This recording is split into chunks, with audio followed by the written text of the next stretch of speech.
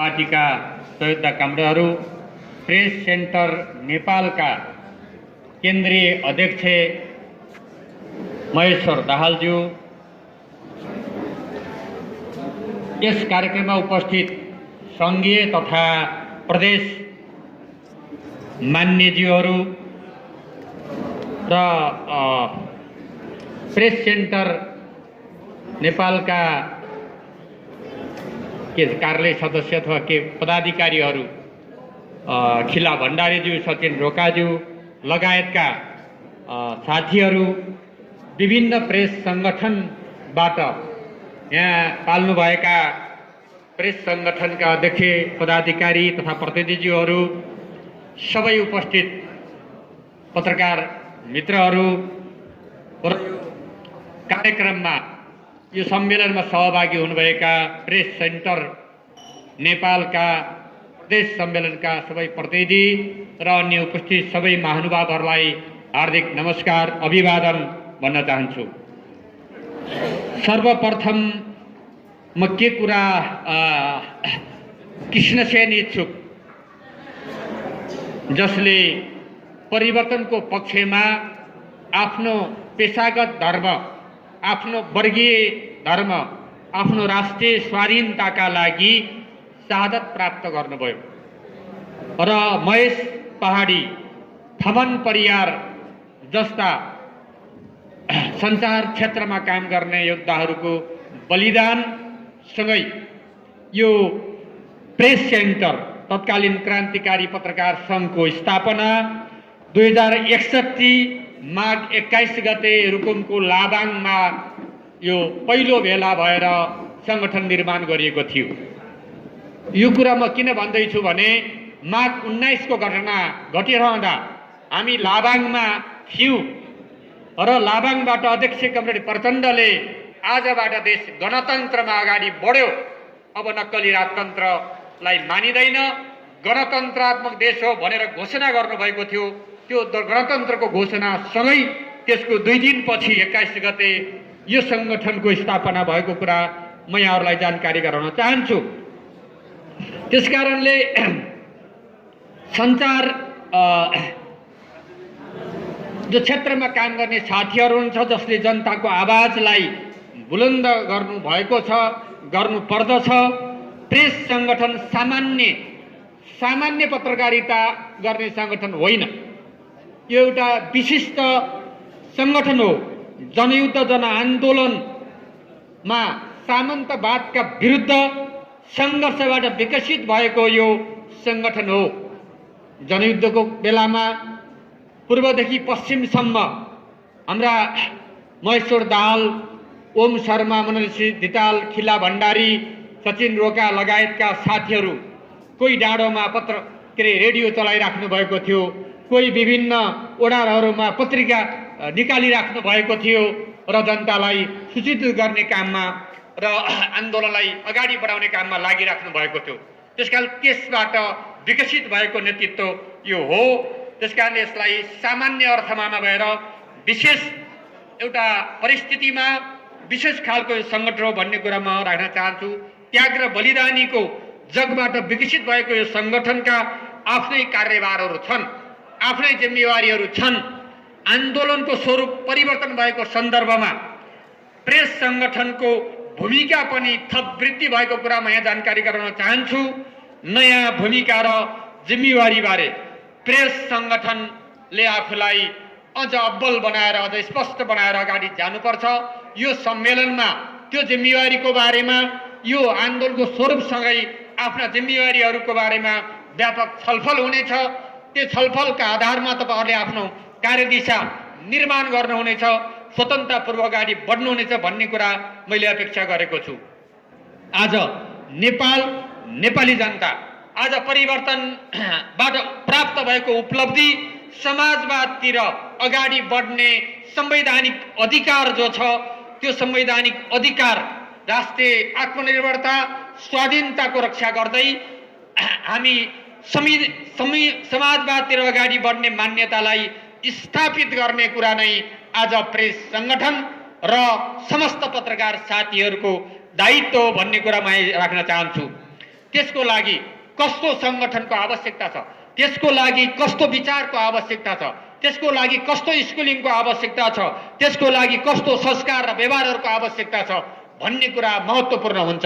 त्यसकारणले हामी समाजवादतिर जानका लागि हाम्रा आचार विचार संस्कार संस्कृति र सङ्गठनहरूलाई सो अनुरूप अगाडि लैजानु, जनताद्वारा निर्देशित, जनताद्वारा नियन्त्रित, जनताका आवाजहरूमा नै हामीले आफूलाई रमाउने र तिनलाई स्थापित गर्ने कार्यभार पुरा गर्नुपर्छ। यो समग्रतामा यो कुरा म भन्न चाहन्छु।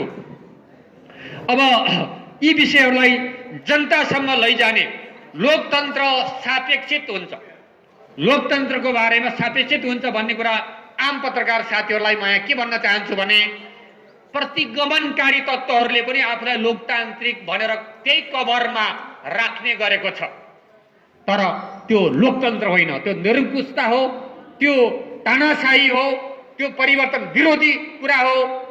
तर लोकतन्त्रका पक्षधरहरू त्यसका विरुद्ध सङ्घर्षको मैदानमा उत्रिएका छन् र ती सबै ती सञ्चार क्षेत्रहरू, प्रेस सङ्गठन मात्र होइन अन्य सङ्गठनहरूले पनि लोकतन्त्रको पक्षमा गरेको त्यो सङ्घर्ष, त्यो योगदान, त्यो बलिदानलाई हामीले त्यही रूपमा सम्मान गर्नुपर्छ। म ती सबै लोकतन्त्रको पक्षमा उभिने अन्य पत्रकार सङ्गठनहरूलाई पनि म सम्मान व्यक्त गर्न चाहन्छु र निरन्तर सामाजिक परिवर्तनको पक्षमा उभिनको लागि अपिल पनि गर्न चाहन्छु।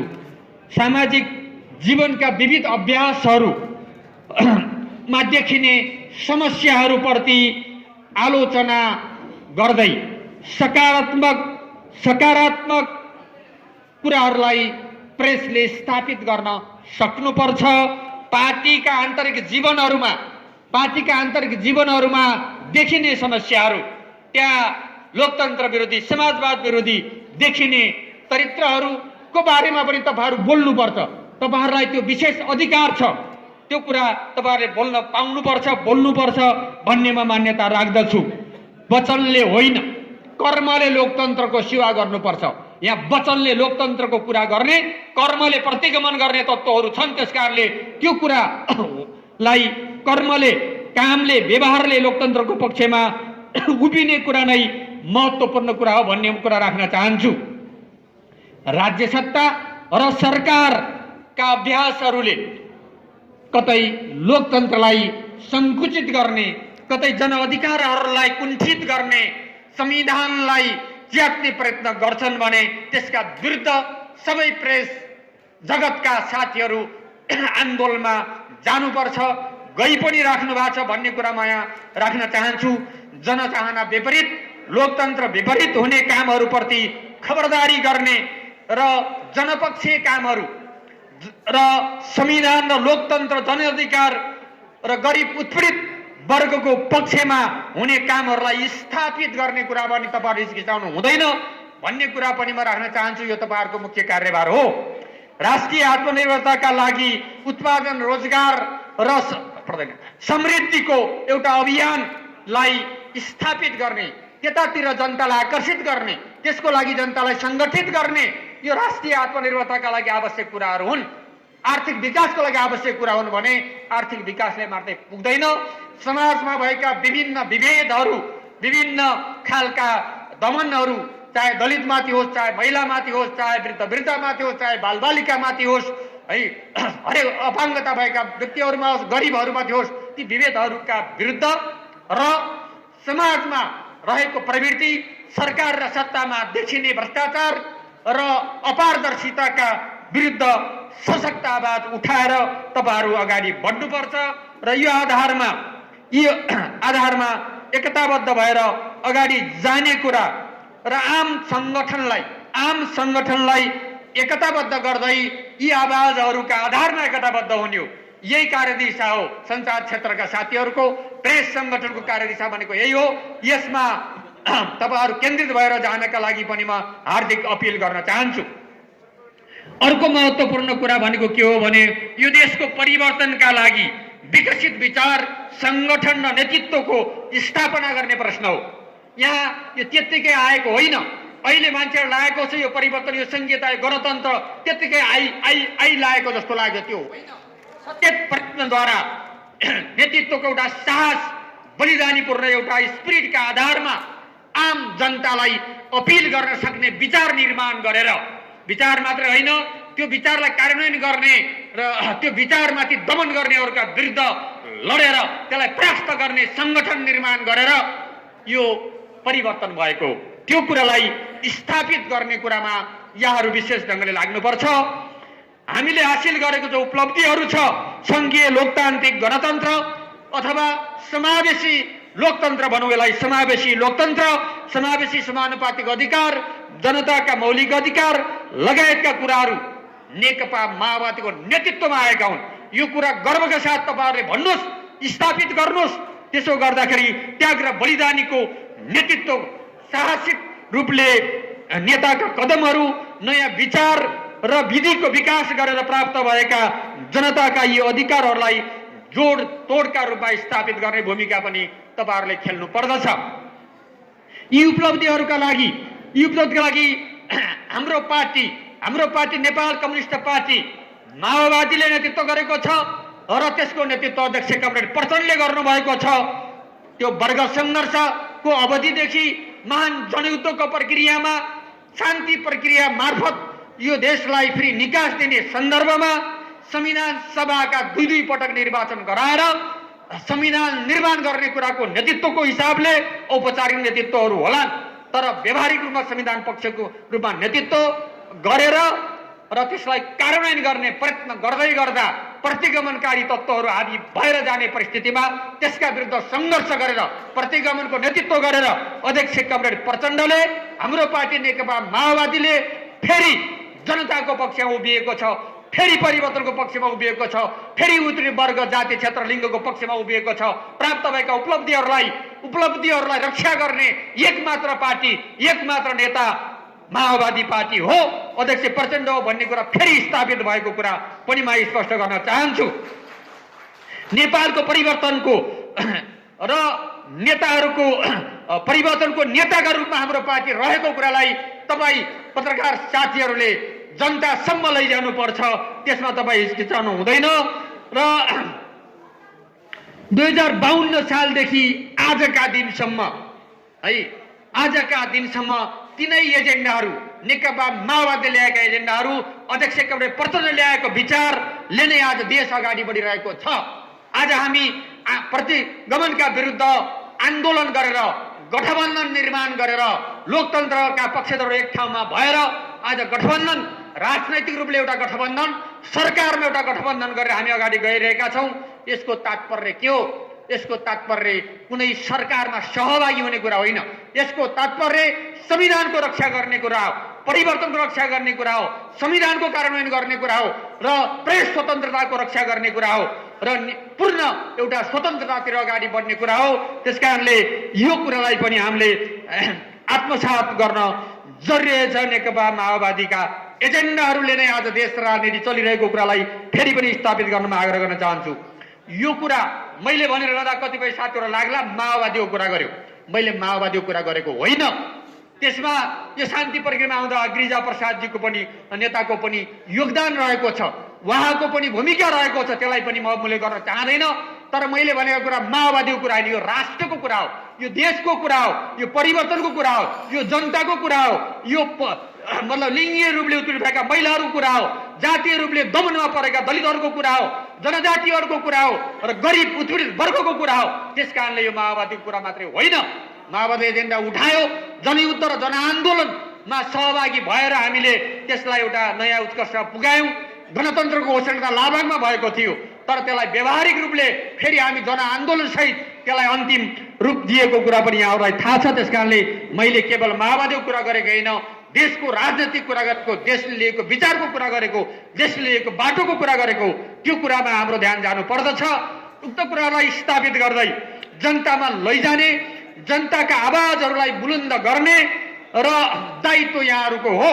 त्यो दायित्वमा सशक्त रूपमा अगाडि बढ्न म यहाँहरूलाई आग्रह गर्न चाहन्छु।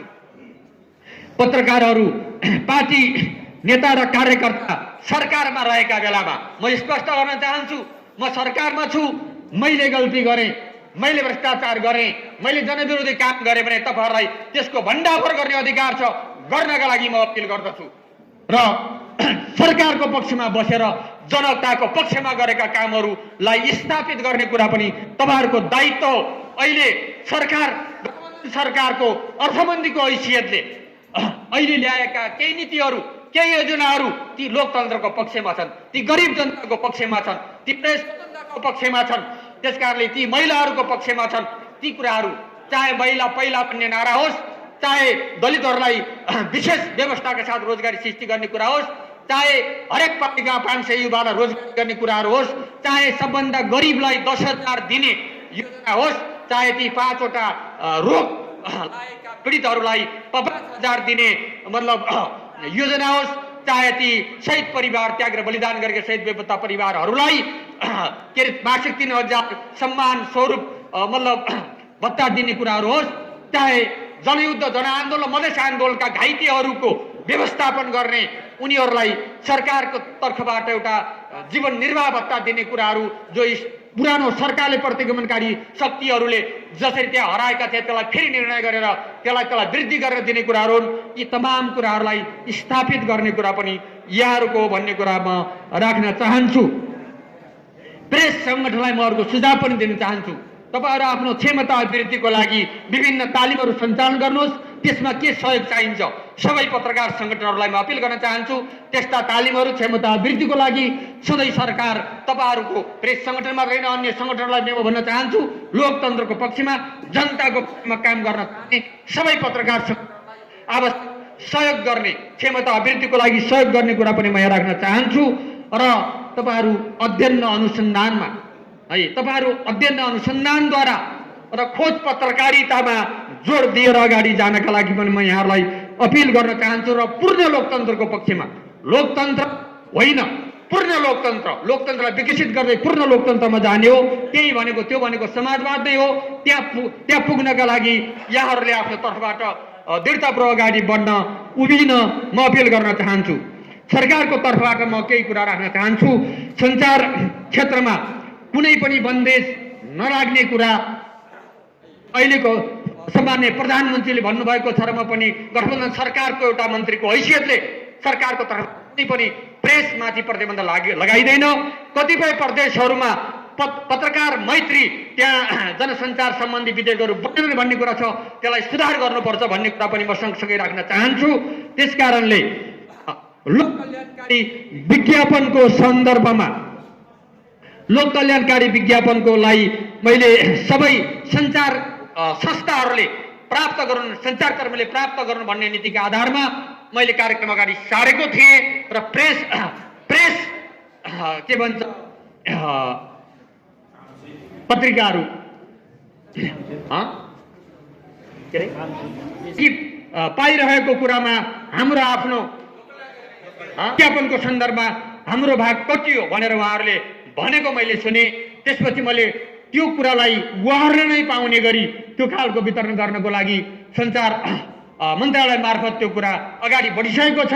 र त्यसमा थप गरेर लोककल्याणकारी त्यो विज्ञापनलाई सबै अनलाइनहरूले पनि पाउने गरी त्यो नीति निर्माण गर्नको लागि प्रेस काउन्सिललाई मैले अनुरोध गरेको छु। बालकृष्णजीलाई मैले यो कुरा छिटो तपाईले एउटा मूल्याङ्कन गरेर एउटा त्यसलाई प्राप्त दिनुहोस्, त्यो दिने बित्तिकै त्यो उपलब्ध गराउने कुरा पनि म यहाँ राख्न चाहन्छु। अब त्यसलाई उपलब्ध गराइनेछ। प्रेस काउन्सिलको मतलब बालकृष्णजी बस्नेत जो हुनुहुन्छ उहाँलाई मैले अनुरोध गरेको छु मूल्याङ्कनको लागि। र यिनै कुराहरू पुरा गरेर अब अन्तिममा म के भन्न चाहन्छु भने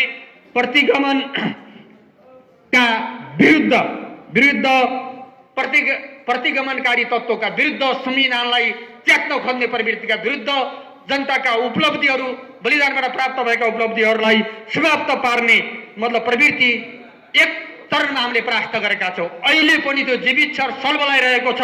त्यसकारणले त्यसलाई अन्तिम पराजयसम्म लैजानका लागि आफ्नो अभियानलाई जारी राख्नुहोस्, अगाडि बढ्नुहोस् भन्ने कुरा म राख्दै यो प्रेस संगठनको दोस्रो अधिवेशन पूर्ण सफलताका साथ भव्यतम रूपले सम्पन्न हुनेछ भन्ने हार्दिक शुभकामना व्यक्त गर्दै म मेरा आफ्ना संक्षिप्त भनाइहरूलाई यही अन्त गर्छु। धन्यवाद, अभिवादन।